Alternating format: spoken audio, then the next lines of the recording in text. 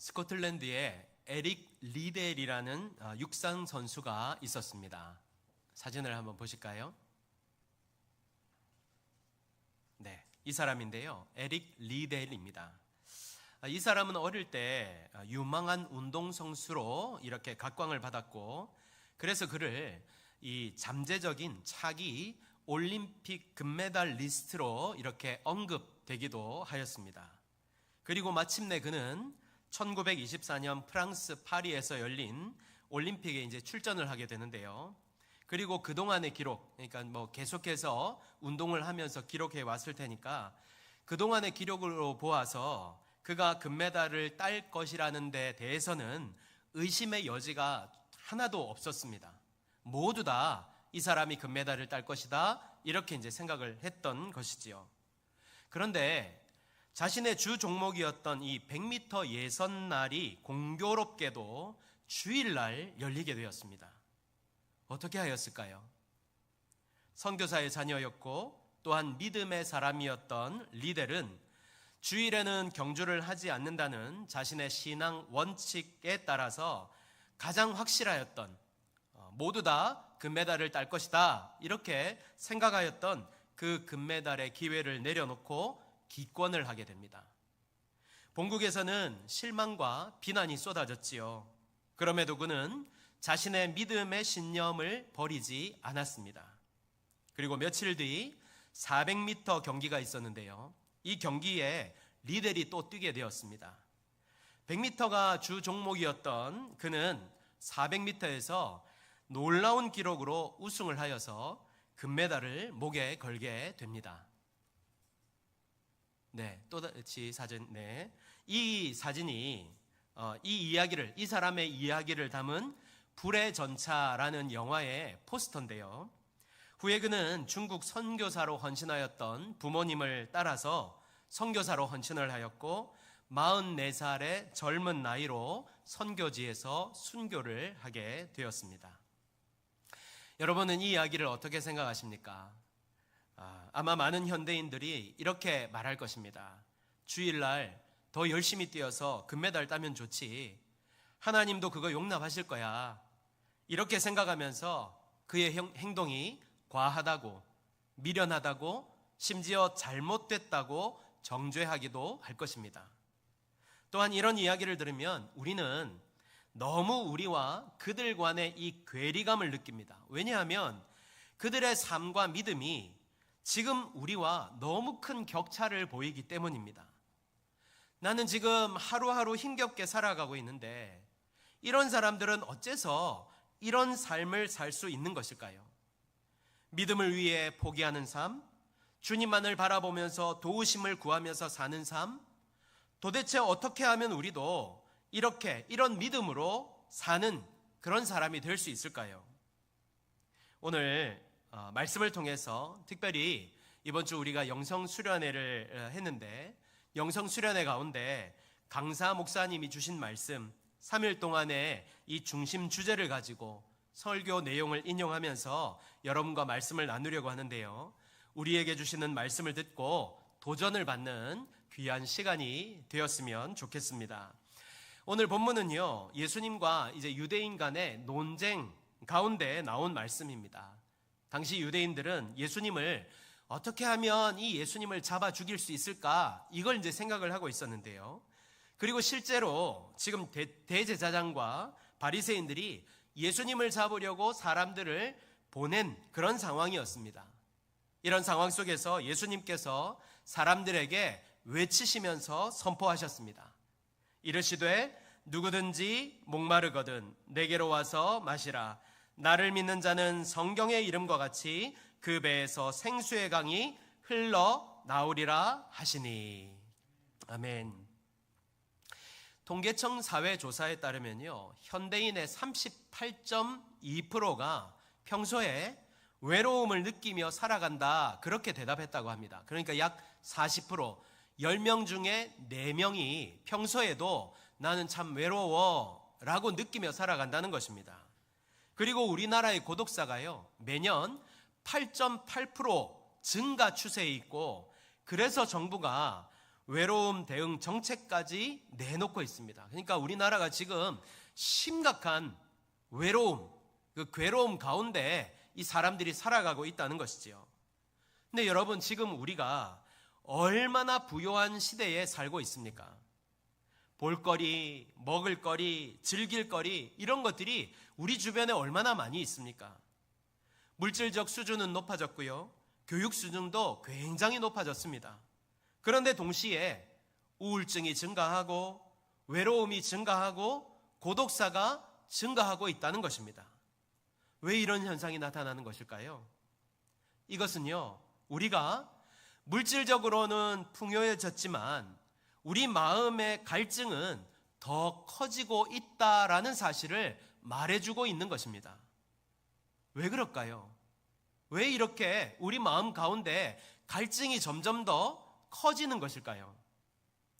인간은요, 원래 하나님과의 관계 속에서 그 은혜를 받아야만 갈증을 느끼지 않고 만족을 누리며 살아갈 수 있는 그런 존재들이었습니다. 하지만 죄가 들어온 이후에 하나님과의 관계가 이렇게 끊어지고 말았고, 그래서 하나님과의 관계가 끊어진 인간은 끊임없이 갈증을 느끼며 살아갈 수밖에 없는 것입니다. 그림 한번 보시겠습니까? 자, 죄가 들어왔습니다. 이제 죄가 들어오니까 사망이 들어오지요. 그래서 심판을 받을 수밖에 없고요, 지옥에 갈 수밖에 없는 그런 인간이 된 것입니다. 그래서 하나님과 사람이 이렇게 떨어져 살아가는데, 사람이 그 가운데서 저렇게 떨어진 상태에서 아무리 자신을 채우려고 해도 원래 우리가 하나님께로부터 그 은혜를 공급받는 존재로서 살아가면서 만족함을 얻는 그 만족을 더 이상 누릴 수 없다는 것이지요.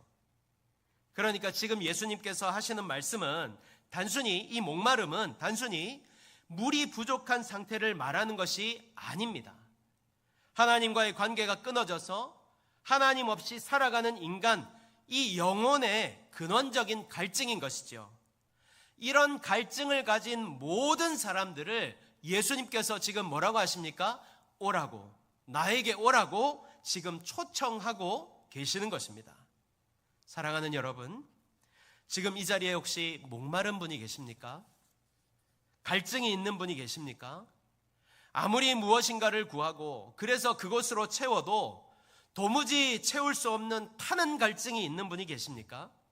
아니면 혹시 이런 갈증을 느끼지도 못한 채 지금 내 영혼이 타는 갈증으로 고통하는데도 여전히 내가 어떤 상태인지 모르는 분들이 계십니까? 오늘 우리를 부르시는 주님의 음성을 듣게 되시기를 간절히 소망합니다. 우리 주님은 지금도 여러분을 부르고 계십니다. 저는 이 자리에 계신 분들, 특별히 타는 갈증으로 인해 고통하는 분들이 주님의 이 부르심의 음성을 듣고 주님 앞에 나올 수 있게 되기를 바랍니다.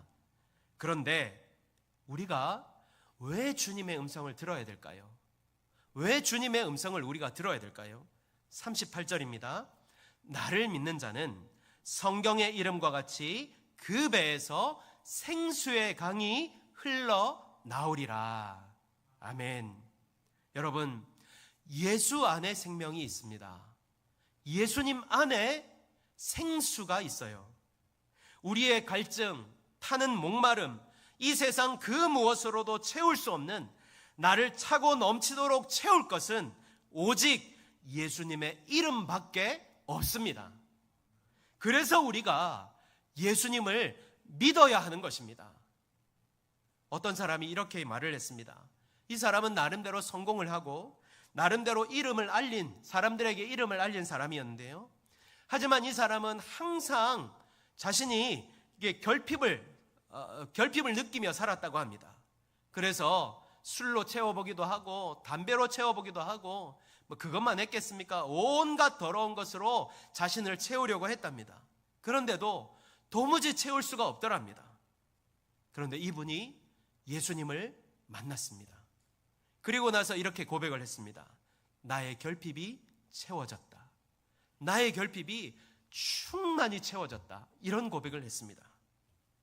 사랑하는 여러분, 저는 다시 한번 이 자리에 계신 모든 분들이 예수님이 부르시는 그 음성을 듣기를 바라며, 그래서 주님 앞에 나와 주님을 만나고 믿음으로 말미암아 그 배에서 생수의 강이 흘러넘치는 그 은혜를 경험하며 살아가는 성도들이 되시기를 예수님의 이름으로 축복합니다. 아멘. 자, 그런데 이런 말씀과는 다르게 기쁨을 잃어버린 신앙생활을 하는 사람들이 너무나 많이 있다는 것이죠. 교회를 오래 다니고 섬기는 일도 많이 하는 분들일수록 더 그렇습니다.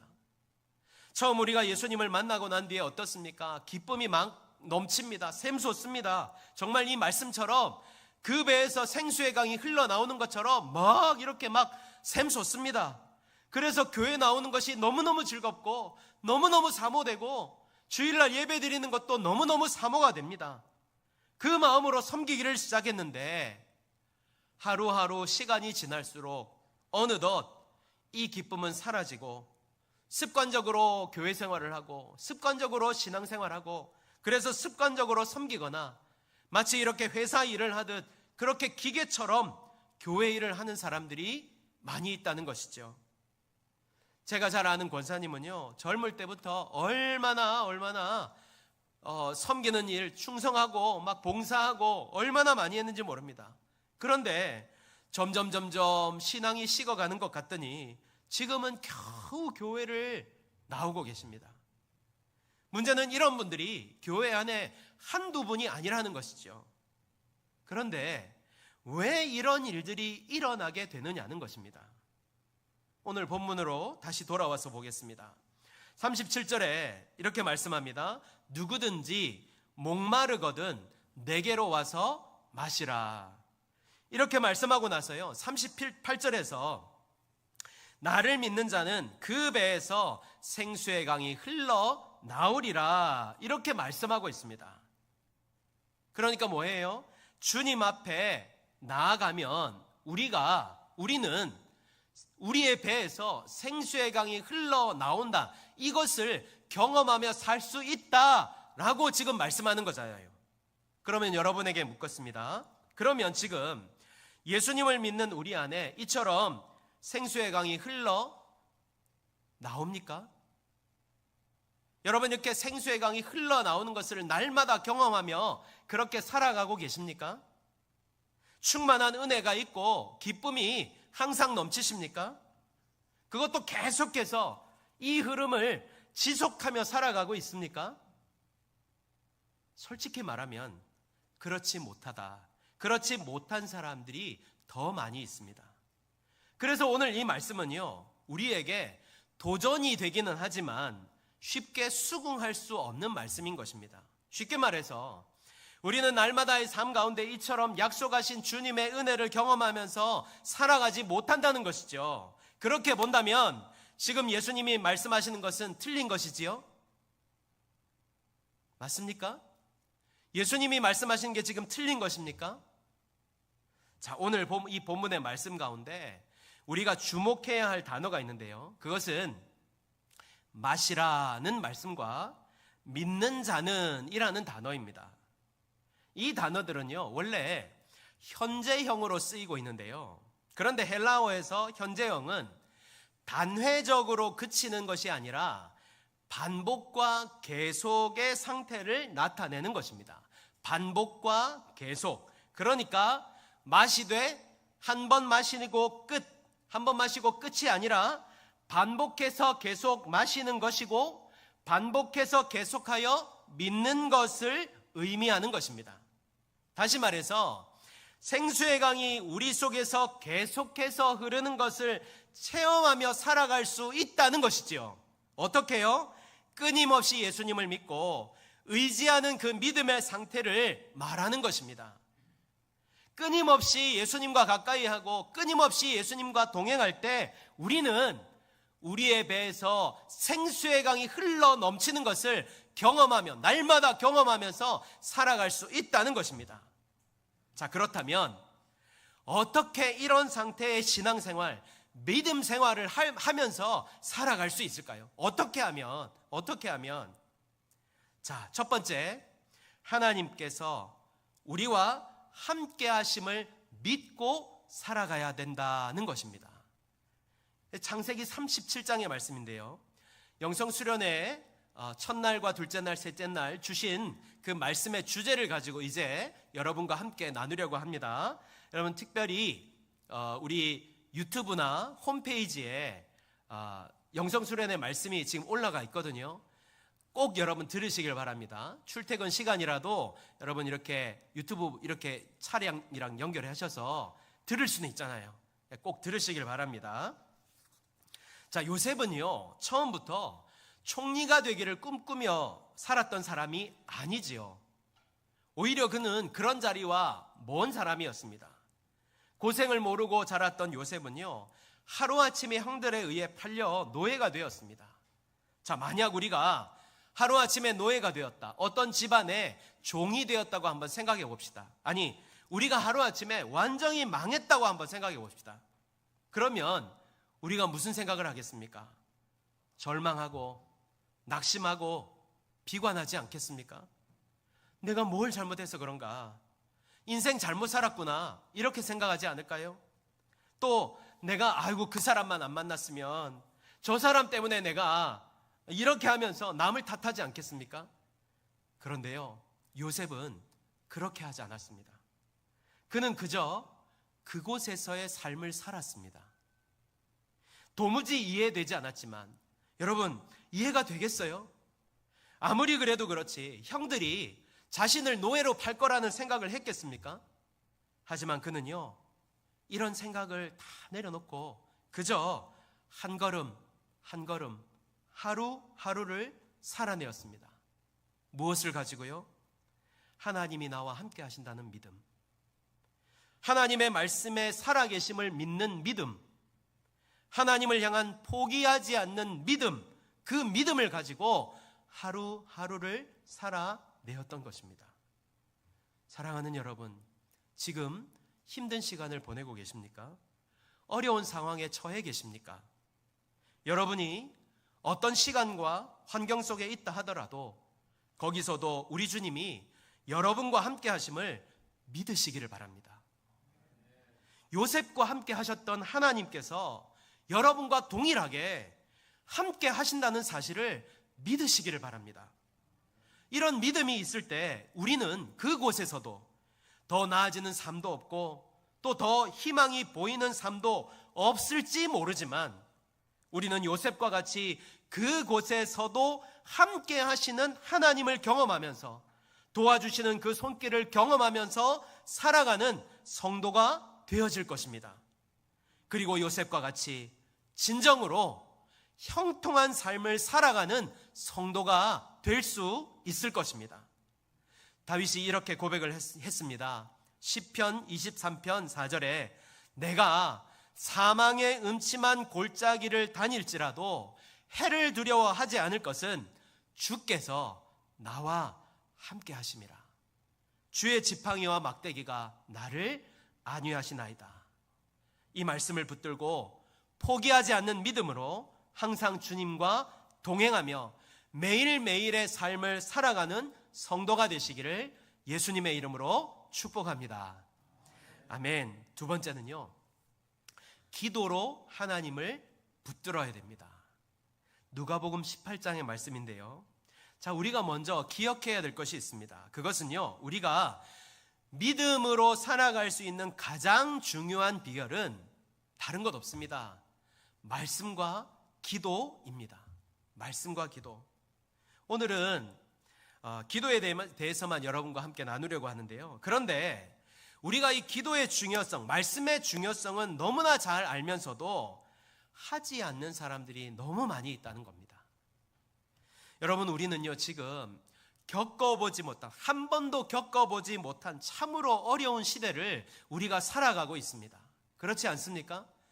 우리가 한 번도 겪어보지 못한 그런 어려운 시대를 살아가고 있어요.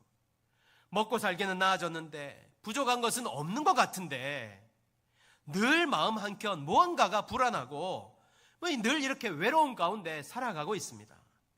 영적으로는 또 어떻습니까? 영적으로 암울하지요. 말씀이 홍수 같은 시대임에도 믿는 자들은 영적 침체에 빠져 있습니다. 정말 이해가 되지 않는 것은 이렇게 말씀이 있음에도 불구하고 희귀하다, 이런 느낌이 들고 있습니다. 교회마다 기도실이 비어 있는 것은요, 이미 오래된 사실이고 예전처럼 교회 안에 기도의 소리가 들리지 않습니다. 그러니 하나님의 뜻을 어떻게 분별하며 살아갈 수 있겠습니까? 그래서 영적으로도 침체에 빠져 있고 분별하지 못하는 세대에 우리가 지금 살고 있는 것입니다. 이런 모습은요, 성경이 말하는 마지막 때의 특징과 매우 닮아 있습니다. 하나님을 찾기보다, 하나님의 말씀보다 눈에 보이는 것을 쫓아가고 자기가 원하는 것, 원하는 대로 사는 그런 세대에 우리가 지금 살고 있는 것이지요. 그래서 우리는 지금 어떻게 해야 될까요? 어떻게 해야 될까요? 다시 기도의 자리로 나와야 되는 겁니다. 왜요? 이 어려운 시대를 살아갈 수 있는 방법은 앞서 말씀드린 대로 말씀과 기도밖에 없기 때문입니다. 여러분, 오늘날 우리가 기도해야 될 제목이 없습니까? 이제 먹고 살만하니까 기도 안 해도 됩니까? 아니지요. 우리에게 기도해야 할 제목이 너무나 많이 있습니다. 넘쳐나지요. 직장의 문제, 가정의 문제, 자녀의 문제, 관계의 문제, 또 나라의 문제. 이 나라가 얼마나 여러분 걱정되십니까? 근데 여러분, 걱정만 하는 사람들이 또 얼마나 많이 있습니까? 이 문제를 들고 예수님 앞에 나아가야 된다니까요. 또한 우리가 살아가면서 만나는 우리 앞에 수많은 문제들이 있지요. 이런 일들을 이길 힘은 기도에서 나온다는 것입니다. 왜 그렇습니까?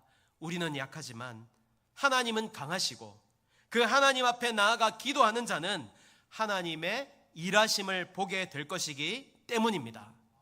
믿으시면 아멘 하십시오. 여러분, 기도는 액세서리가 아닙니다.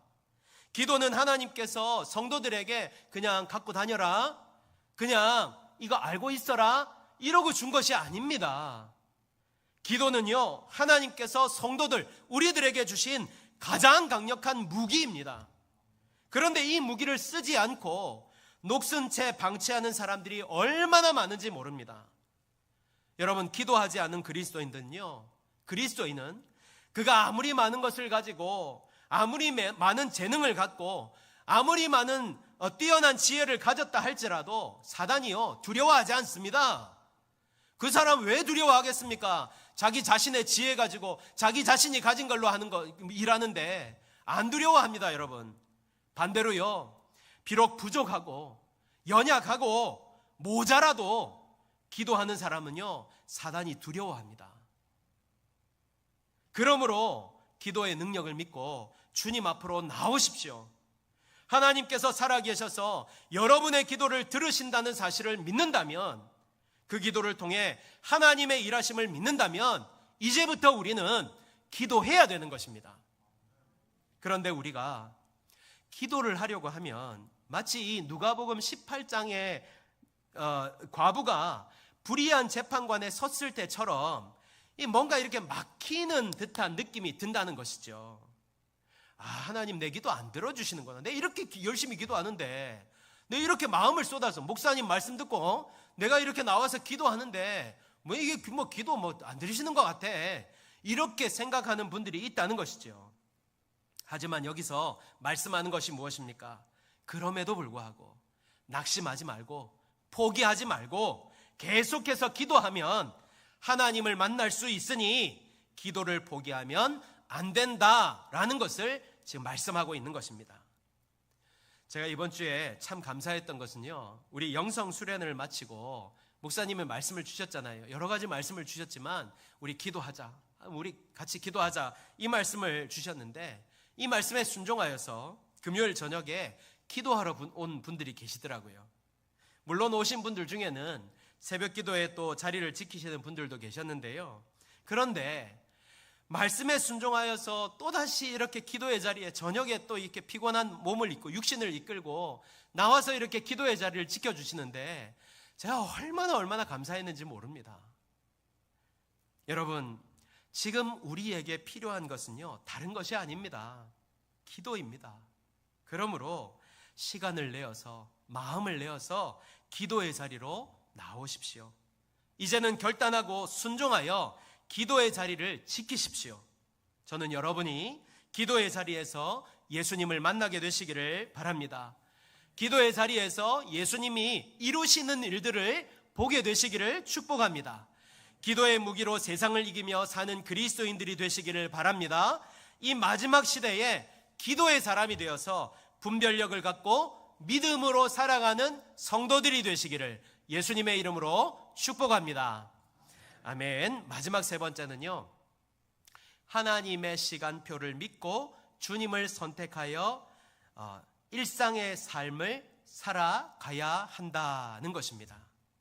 마가복음 6장의 말씀인데요, 마가복음 6장을 보니까 예수님께서 이제 배를 태워서 제자들을 저 건너편으로 벳세다로 이제 보내십니다. 그러니까 제자들 입장에서 보면 예수님의 말씀에 순종한 것이지요. 그런데 이 제자들에게 무슨 일이 일어났습니까? 풍랑을 만났어요. 갑자기 일어나는 풍랑을. 제자들이 얼마나 예수님 찾았겠습니까? 이 풍랑을 어떻게 할 수가 없는 거예요. 그 모습을 예수님께서 언제부터 보셨는지 알 수 없지만 모두 보시고 알고 계셨습니다. 그런데도요, 당장 그들을 도와주시지 않고 밤 4경쯤, 그러니까 새벽 3시에서 6시 사이에 그때가 되어서야 예수님이 제자들에게 오셨습니다. 여러분, 우리가 먼저 알아야 될 것이 무엇입니까? 하나님의 때와 하나님의 방법이 있다는 것입니다.